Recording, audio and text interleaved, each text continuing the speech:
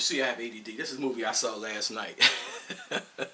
Lost Highway. Remember, hey, people, it's all relative. I'm relating to all this stuff.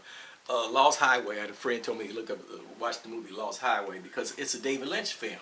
And the David Lynch film, my favorite film of all time is a David Lynch film. He's a director, writer-director, David Lynch. He's into transcendental meditation, and I haven't done it because you have to pay all this money to get the transcendental meditation, so you can learn the mantras and learn how to do the mantra. And when I get more of these monies, maybe I'll go into it's somewhat of a cult. But I do the transcendental meditation because David Lynch does transcendental meditation. I need to do some kind of meditation to calm down. A lot of my problems be over if I could just stay still and calm. A lot of problems out here in the neighborhood, just outside my window, with people being shot and killed and robbed every day. Here on the south side of Chicago where I live. Because people got problems. And meditation, and long as literacy too, you have to read. Literacy and meditation is one of the two things that can solve a lot of these problems in these communities, in these low-income communities where I live. I live in this low-income community because I'm accumulating wealth. That's why I live here. One reason, it's a lot of reasons. One reason why, because I'm accumulating wealth. Not money. See, some of y'all got money. This is a book called Money. Money, but wealth. Wealth. Wealth. I hope to have a nest egg so I can give my son and daughter, hopefully 40 years from now, I hope to give them $100,000, $200,000 a piece, maybe more. Generational wealth. You try to accumulate generational wealth so the succeeding generations don't have to start all over again. That's why you have generational ignorance, when generational crime and generational poverty, because somebody has to step in and do some generational wealth. I'm talking about spiritual wealth, physical wealth, money, wealth. Do you understand that? So, Lost Highway, how did I get on that subject? You saw the book Money, put that down. So, Lost Highway. So, I love the movie Blue Velvet. Go watch it. Blue Velvet. There's some disturbing scenes in this movie. Maybe that's why I like it. But it was just so bizarre. I saw it 30 years ago at the Fine Arts Theater. I don't even know if it's still there, but the building's still there. And it just had a profound effect. And if I was smart, I would write my own movie. I've been thinking about doing it, but I need a partner to do it because I can't do it. I have ADD. I need a partner. Like David Lynch co-wrote this movie, Lost Highway, whatever. Now this movie is like Mulholland Drive in a way. I think it was made after Mulholland Drive. Mulholland Drive is a movie by David Lynch, the same director from Blue Velvet, the movie I like. So the point is that you see a movie like that, and even Mulholland Drive. See the movie Mulholland Drive, and you watch the movie. I can't tell you what it's about. That's why the movie interesting. I give that movie 2 stars. Blue Velvet 3 stars. The other one about 3 stars, maybe 3.5. But the point is that that's not the point. When you watch the movie, you're like, okay, where did I just go? And sometimes my life is like that. We go through this year, last week, and we like. Sort of like with this movie in a way. It's like a dream. Was it a dream? Was it real? I was watching this movie. Sort of like this movie Lost Highway and Mulholland Drive or something like, hey, is this real? Was it a dream? Where did they take me? Where am I going? You know. Some people say this life we live is really an illusion. I ain't that deep yet. See, this is what y'all like. See, I would love to go back to the public schools and talk to the kiddies, but in my neighborhood, I don't go deal with the locals, with the masses, because all they care about is money. Because if it don't make dollars, it don't make sense. That's all y'all care about is money.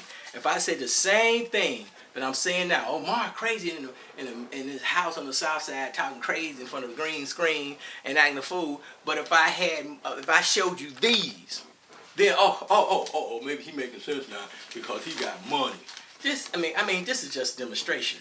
But I have this money. This money I'm going to give away. This money I'm going to give away to charity. I'm taking a show in November, to air in December. But the point is that I'm going to give this money away by the end of the year, and somebody's going to get this money. And the people who get this money are the people who are nice to me. I'm serious. It really comes down to that. People who are nice to me. If they're nice to me, they get this money. If they're not nice to me, I mean, they're not. I mean, they call me and kiss my booty. Yes, they make me feel special. And this is human connection.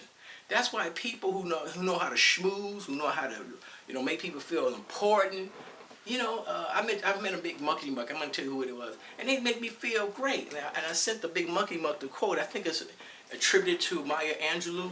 It's something like people forget what you did, they forget what you said, something that way, but they remember how you made them feel.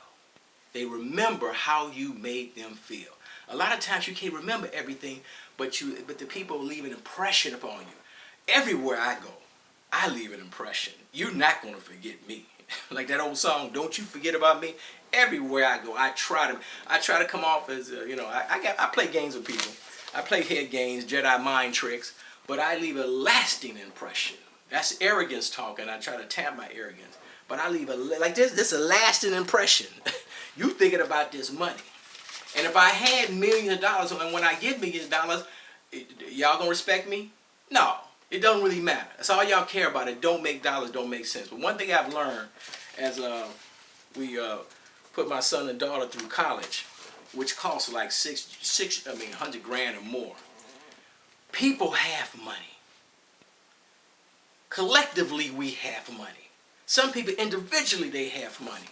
So when people talk about they poor and our community's underserved and nobody giving us no resources, if you deal with the resources you have, you will get more. This metaphysical stuff, I don't work it the way I should, but it really works. When I became more metaphysical, a little bit more gratitude, more of these came into my life. And it's almost scary because when more of this money comes in your life, you feel, am I worthy? Do I deserve this money? That's why sometimes people, they get money and they piss it away or they spend it away because subconsciously they feel like I don't deserve this money. And sometimes I feel that way. When I get money like this, I be like, who am I? I'm just Mark. I ain't nothing special. I ain't got no special talent. I don't deserve to be a millionaire or multi-millionaire, billionaire. And this is why I haven't achieved that yet. That's why some people who do achieve that, they lose it all. It's about self-worth. Consciousness, and you can attract all of this money. The preachers attract the money, the politicians attract the money, some of these business people attract the money, and a lot of folks, they're not going to tell you how they attract it. So I have this, so sometimes I put this, on the wall so I can look at this $100 bill so I can track more money. Sometimes it's just a 50 so I can track more money. You know what I'm saying? I drop my 50, drop my 100, drop my Benjamin. But okay, I'm stewing on the money. I'm mesmerizing some of y'all with this money because that's all y'all need. But this money, you're watching the show now, but when the time you see the show on public access, somebody else is going to have this money. I'm going to give all this $400. I should give 10% of my income away. I ain't got that yet. I ain't got spiritual or metaphysical to that level yet. But if I did, if I was to give away 10%, let's say you make 50 grand a year, you give me $5,000 away to charity or people who really need it, or some institution that needs it. And that's how the money circulates. I don't have my wallet with me, but I have an infinity sign in my wallet. It's like a little 8 go like this. Put it in my wallet because that means money's coming in, money's coming out, and it's going to come back. It's going to go back and forth. Can't take this. Hey, you can't take the money with you. All right? Generational wealth. So the show is almost over. And I was talking about the crime and whatnot. The bottom line with the crime, people stop the crime, but it is about consciousness. It really is about how much. I don't know if I set this clock right. Well, let me start. Let me just end the show because I thought I had it. No, I got 4 minutes left. Okay, well, 4 minutes or so. Okay. I was saying it's really about consciousness. The crime in the community, the generational poverty, generational ignorance, is really generational. It really is. You may have seen a show I did last month or recently. Hopefully I put it on the internet. I took a niece, a great niece, if you will, distant niece, on a college tour. Me and other family members on a college tour. Took her to Michigan and Indiana. Saw some colleges. She's only in 7th grade. It's about the succeeding generations. Everybody can't go to college. It's really not about college. It's about expanding someone's consciousness. The grandmother, mother, I don't know about the other side of the family, they don't have a college degree. So if she did go to college, whether it's 2-year college or 4-year college, she would be a first generational student. So you have to start early. Most people who go to college, not all, They knew from kindergarten or preschool they were going to college, or they were going to become an entrepreneur. They were going to follow in their parents' footsteps, or they were going to be a doctor, lawyer, an electrician, a plumber, an entrepreneur.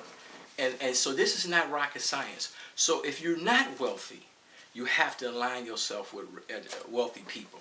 If you're not educated, you should align yourself with educated people. If you want money, you got to align yourself with money. I know it's hard. I'm not the millionaire I always wanted to be because of my self-esteem, my consciousness, my self-image. I have to become somebody else. That's why once again I'm going to try to take a break from the show. I'll try to do 3 months. I have to break the old habits. When the year starts in 2017, I have to start in December 2016 to eat less, exercise more, stop the stinking thinking, stopping the hate, stay away from negative thinking people. I'm one of them. and slowly break the habits. I want to try to take a break from the show to try to do some other stuff. Or like I said, I go on social media every day. You see, so I'm trying to break the habit of social media, which I'm addicted to the stuff. So we're addicted to poverty. We're addicted to unhappiness. We're addicted to overeating. And it's like I'm going to seek professional help. Some kind of professional help. I can't do this by myself. I told you before, the very guy who wrote a book years ago, because I show y'all this money, this consciousness. He said you need a person, a group, or a community that gives you a new sense of hope. The belief and expectation that you're going to overcome your troubles. That's what I try to do this all by myself, but I can't. I need to join a person, a personal trainer, personal psychiatrist or something, a group, a support group of some sort, or a community of some sort. That's going to give you a new sense of hope. The belief and expectations that in 2017 you're going to achieve some goals. You're going to make some demonstrations. You're going to make more money. Your health is going to improve. You're going to go travel. List all the things you're going to do. And so hopefully, and you just take one a day at a time. If it happens, it happens. If it don't, it don't. You don't beat yourself up. It's all good. The show is over. See, somebody going to get this.